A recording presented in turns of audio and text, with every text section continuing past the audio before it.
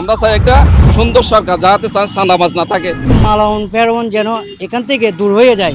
সরকারি সমস্ত প্রতিষ্ঠানে শ্রমিকরা অনেক হয়রানির শিকার হচ্ছে। কোনো জায়গায় আমরা বিচার পাই নাই।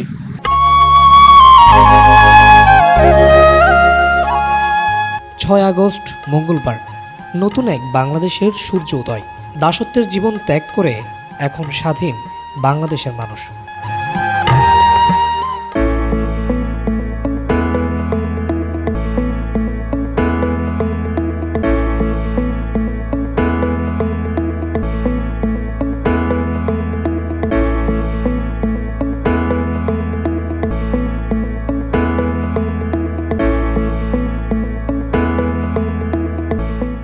সকলের মুখে মুখে বিজয়ের উল্লাস, যেন আবারও বিজয় ছিনিয়ে এনেছে বাঙালি। কোনো সহায় কাজে এলো না।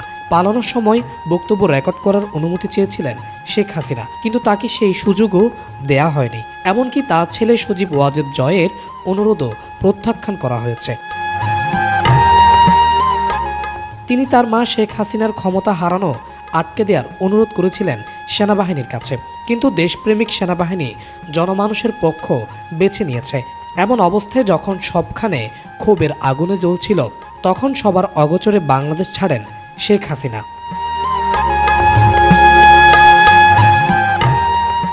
নতুন বাংলাদেশে স্বাভাবিক হতে শুরু করেছে মানুষের জীবনযাত্রা। ফিরেছে সড়কের কোলাহল, ঘর থেকে বের হয়ে মানুষ এখন নিজের কর্মস্থলের দিকে। বিগত কিছুদিনে নাশকতা অস্বাভাবিক পরিস্থিতি সামলে এখন ক্ষত শুকিয়ে উঠতে শুরু করেছে স্বাধীন দেশের। ছাত্র জনতার এই বিজয় ইতিহাসে সংরক্ষণ করে লেখা থাকবে। পৃথিবীতে এমন বিজয় আর কোনো কোথাও হয় নাই। আমরা সবাই খুব খুশি, ছাত্র জনতার জয় হয়েছে, গণতন্ত্রের জয় হয়েছে। এখন আমাদের মনে হচ্ছে আমরা আমাদের প্রাপ্য অধিকার পাইছি। এখন আমাদের মনে হচ্ছে আমরা স্বাধীনতা পাইছি। আসল স্বাধীনতার শান্তি লাগতেছে আমাদের। শেখ হাসিনার পদত্যাগের পর আনন্দের জোয়ারে ভেঙে পড়ে সাধারণ মানুষ। তাদের দাবি এমন একটি সরকার গঠন হোক যেখানে থাকবে বাক ও দ্বিমত পোষণের স্বাধীনতা, যে সরকার কালো হয়ে দাঁড়াবে চাঁদাবাজ ও ঘুষখোরদের।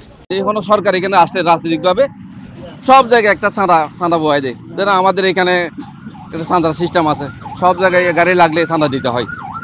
এই সিস্টেমটা আমরা চাই না। আমরা চাই একটা সুন্দর সরকার, যাতে চাঁদাবাজ না থাকে, দুর্নীতিবাজ না থাকে, স্বজনপ্রীতি না থাকে, এরকম একটা সরকার আমরা চাই। এখন সেনাবাহিনীর অধীনে দেশ চালাবে।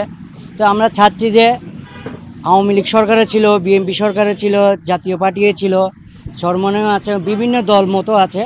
তো এমন রাজনীতি চাচ্ছি যে আমরা এমন দল চাচ্ছি যে মানবতার পক্ষ থেকে, ইনসানিয়তের পক্ষ থেকে মালাউন ফেরোন যেন এখান থেকে দূর হয়ে যায়।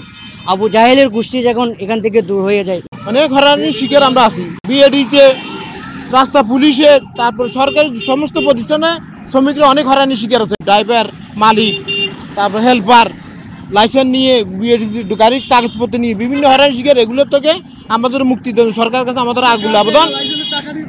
লাইসেন্সের টাকা নিয়ে গেছে, আজকে দীর্ঘদিন যাবত এরা কোনো লাইসেন্স দিচ্ছে না, কাগজপত্র দিচ্ছে না। আওয়ামী লীগের ছেলেফেলেরা বলছে 10 টাকা দেন, না দিলে মনে করেন মার থাবড় সোয়ার দিছে। ঠিক আছে, দিতে হয়েছে আমাদের বাধ্য হইয়া। স্টেশন থেকে বার হয়েছে, ওইখান থেকে 10 টাকা দিতে হয়েছে, না দিলে বারানামা থাবড় সোয়ার মারছে। কোনো জায়গায় আমরা বিচার পাই নাই। এখন আমরা এরকম সরকার জানি আমাদের জানি কোনো রকমের জানি আমাদের পাশে জানি এই জানি খারায় যে বাংলাদেশ খুব সুস্থ শান্তি চলুক, আমাদের নিজেরাই চলতে ফেলতে পারি, যে সেরকমভাবে আমরা সরকার চাই। অনেক মনে করেন ক্ষতিগ্রস্ত হয়েছে, আর যেহেতু কোনো মানুষ দেশের ক্ষতি না করে আমরা এটাই চাই, এবং দ্রব্যমূল্য সব কিছু যেন নিয়ন্ত্রণে আসে এবং ভালো একটা সরকার মনে করো গঠন করা হয়, এটাই আমাদের প্রত্যাশা। Sadat Hussain, media express, Chittagong.